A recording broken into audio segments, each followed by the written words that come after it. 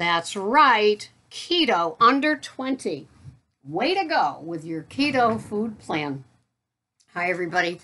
My name is Sarah, Pearls of Wisdom and Food with Keto, usually under 15 because I'm an old lady and I go for the lower carbs and the moderate protein, which is probably still low, and high fat. And it works and I'm happy. Do you know what today is? It's Friday the 13th. What a wacky month. First, we have Easter Sunday on April Fool's Day, which is a full moon, and all of that on the 1st on a Sunday, right? And now we've got Friday the 13th, and it's like, whoa, maybe it's a lucky month. I don't know. Have you guys ever had lucky months? May is my sweet month. It's just sweetness in it. But April, I mean, for me, it's always been kind of a regular kind of month. But yeah, maybe it is a, whoops. Did I go away? Oh my, I hit something. Sorry. I don't know if it changed for you. But anyway, here we are. It's April 13th. I'm doing keto and it's low carb and it is pretty much low protein and although they call it moderate. And then I have my high fats. And that's how I roll. And that's how a lot of the older women here with their metabolisms also kind of deranged from so many years of eating poorly or standard American diet or eating what we thought we were supposed to eat, low fat, no fat, all of that kind of stuff. Here we all are, and we're just working on getting better a day of food at a time. And it works, and we like it, so we keep doing it. What's not to love about permission to eat fat? I mean, we had decades, two of them, the 80s and 90s, where we were just being good little gurus and following everybody's advice, and we were buying fat-free cottage cheese and fat-free yogurt and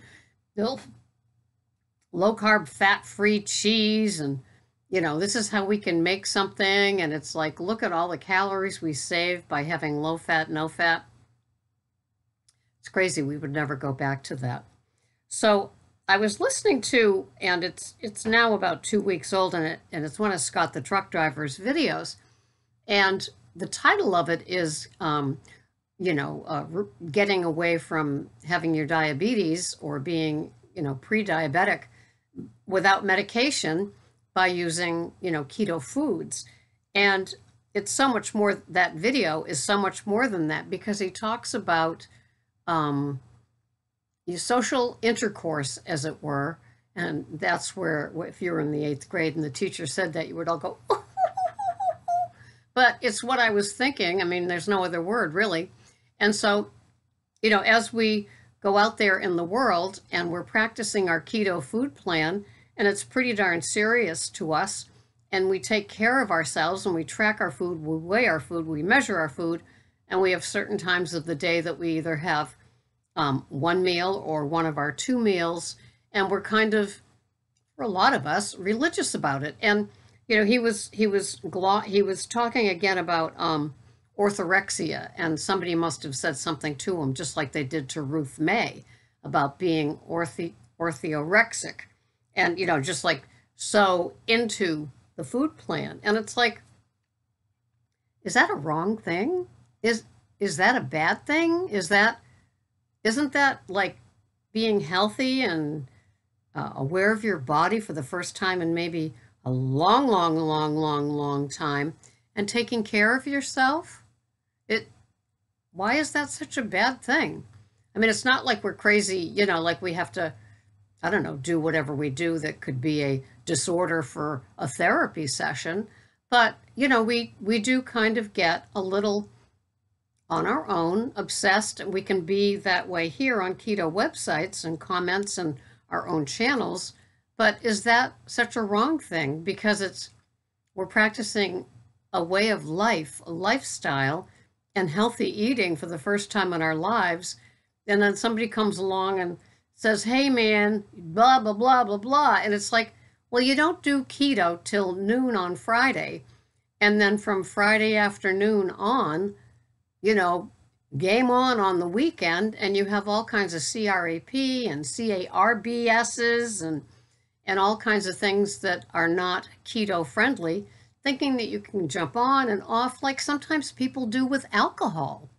Oh, I never drink during the work week. Yeah, but Friday night, tell them they can't have their 6-pack or 12-pack or bottle of wine, and it's like, whoa, look at them pout. Woo! Kind of funny. And so, yeah, we take it seriously because, first of all, we had to be self-taught because the best way to do keto, do you know, is being self-taught, is doing it, is like hearing somebody says something on a podcast or a video or in a comment, and you'll go, oh, I didn't know that was related. And you Google it to find out. Some think it is related, some think it isn't, like the whole debate over artificial sweeteners or diet soda, or sometimes even having fruits. We hear differing opinions, or that have all the veggies you want, it doesn't matter. And for some of us, that's not necessarily true. And I would say it's the older, neglected, not neglected by us, but neglected by the health food metabolisms of women and men who aren't even recognized. It's like reading like Glamour or Cosmo or some, woman's magazine where it talks about fitness in your 20s, fitness in your 30s, 40s, 50s, and then after 60s, they must think that we fell off the cliff, that we were walked out into the corral and then just kind of let out to pasture with no water or anything until we expired on our own. And that's not true. I was talking to a client on a coaching call, and I was saying, they don't realize that we've got the buying power. A 20-year-old doesn't have the buying power that we have. And so when we're ready to like put it out for something, we've got the bucks. We can do it. So it's just kind of funny that we're kind of ignored. And I'd love for some sort of keto doctor to like recognize us and say, hey, things are a little bit different with metabolisms. I just do, when I'm coaching somebody, I just do the high fat, moderate protein, and low carbs. And most of us have an adaptation to it, and we can lose or we can maintain or we can feel better. We can improve our health, our blood work, all kinds of stuff. I just go with what feels good and works for me. And, a lot of women need permission to eat more fat. And it was funny, Ruth May, who is 24 and weighs 105 pounds, maybe even less since she's running to be in a marathon. She said that anybody that she talks to, they don't get enough fat. And I'm like laughing because she's so young and she has so much fat. And yeah, and then Steve from Gonzo Keto Diet, he has twice the fat that I have every day. Maybe not twice as much, but like 75%. I have 75% of what he has, and it's the same deal. He has the same kind of macros as I have, and as I coach to people, because it's the high fat, moderate protein, and so many. I just think it's a myth out there, and I'd love to see an article on this, that older women need more protein. Somebody sent me a whole bunch of literature on it saying that I was wrong, that older people need more protein, and I just don't feel that way. I feel that our bodies have had their share of high protein foods, and as we get older, I think our metabolism likes the fat, moderate protein, and definitely the lower carbs, and we seem to do well on it. It's working for me, and I'm not changing it. Now, I do one meal a day, and it's usually between 3 and 4 in the afternoon. I have 2 bulletproof coffees. One is in the wee hours. If I'm working an overnight, it's at midnight. And if I'm not working an overnight, I get up between 3 and 4, and that's my first one. And my second one is between 9 and 10 in the morning. And that, it just all works. So I get most of my fats from those two bulletproof coffees, and so it can keep my fat up around 115 to 125, which is where I like my fat to land. I consider myself in maintenance, but nothing has changed. You know, I've have the same amount of fat, the same amount of calories, same amount of, macros, all are the same looking since I hit my weight. And I think that's because there is such a thing as set point. I reached as low as I'm going. And yes, right now I'm below my range, but that could change. I know that in the springtime, and April 13th is springtime, that that I gain a couple of pounds because my body is retaining more. It's like more of a humidity thing in the air or something.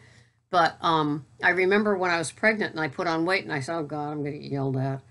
And she said, no, people gain a couple of pounds in the spring because it's just the humidity comes back in the air. It must come back in our bodies and some sort of water retention. I don't know, but I'm buying it when a doctor says that we gain in the springtime. Oh yes, not that I'm looking to gain, and maybe I won't now with my set point, but I don't know. I just go along. It's keto. It's one meal a day. It's got the intermittent fasting, but I do the fat fast. So I think the older woman runs better on the fuel. Remember, fat is our fuel. We are fat adapted. So to have the fat be higher in your food plan, that's what you're running on. That's your gas tank, okay? You don't want to have it be extra protein that turns to glucose that turns to fat in your body because it doesn't need it. It needs a little for your head, but even your metabolism will make regular fat into glucose. It's got a long word, and it makes it into it so your brain is getting glucose even if you're not having sugar per se. You're not sugar fueled, you are fat fueled. So don't be afraid of fat. Don't be afraid of fat. You might want to be afraid of, Friday the 13th, but don't be afraid of fat. It works. I think your body and my body likes it. And a lot of people, one woman commented, her name is Andrea, and she said, I watched you when you were Weight Watchers and you had 100 subscribers. And you look totally different now since you're doing keto. And then she said some other compliments, and I'm not saying this for the compliment part. I'm just saying that keto will change. Oh, look, there's the phone. Gotta go. Thanks for watching. Bye-bye for now.